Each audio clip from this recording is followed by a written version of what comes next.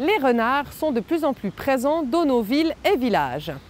Phénomène souvent lié à la destruction de leur habitat et au manque de nourriture, les renards se promènent dans nos villes et villages et peuvent causer certaines nuisances, en s'attaquant par exemple à nos poubelles, aux plates-bandes ou encore à nos animaux de basse-cour. Certaines personnes craignent également qu'ils puissent nous transmettre des maladies. Alors, comment cohabiter avec le renard dans nos villes et villages? La SVPA fait le tour de la question pour vous.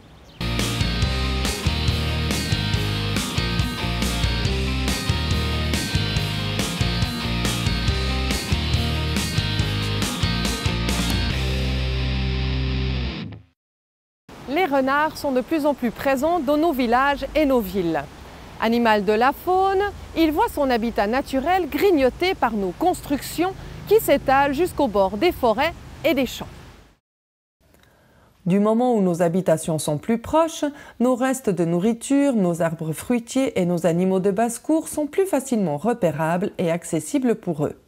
C'est donc principalement la faim, combinée à la facilité d'accès à la nourriture, qui fait augmenter le nombre de renards à proximité des habitations. Certaines populations de renards sont d'ailleurs devenues exclusivement urbaines, vivant et se reproduisant uniquement en ville, ne retournant donc plus du tout vivre dans leur milieu naturel. Ils ne creusent même plus leurs terriers et se cachent dans les parcs, sous les cabanes de jardin ou encore dans les cimetières. Les renards ont la réputation d'être des animaux très discrets, rusés et s'adaptant facilement. C'est effectivement le cas. Omnivores, ils mangent de tout, mais ont un faible pour les fruits tombés au sol et nos déchets carnés. Très agiles, ils peuvent très facilement grimper des murets ou des grillages et se cacher sous des abris de jardin. Grâce à leurs dents et leurs griffes pointues, ils déchiquetent très facilement nos poubelles. Alors, comment cohabiter avec eux?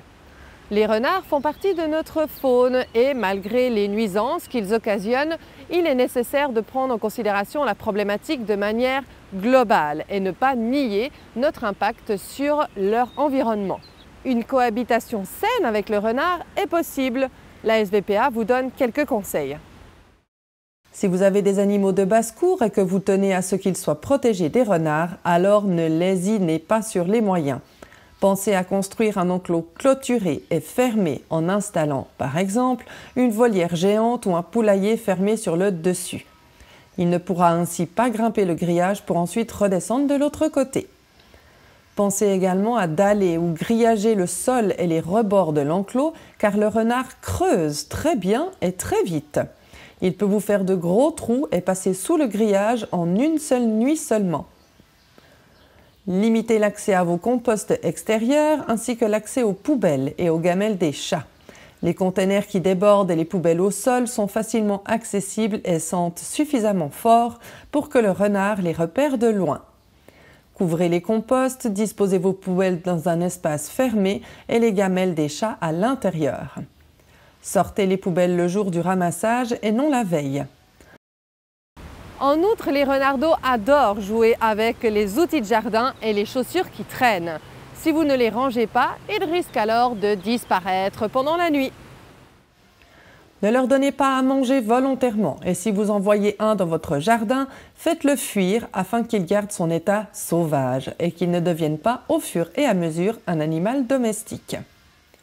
Sachez également que nos chats domestiques ne risquent pas d'être attaqués par les renards.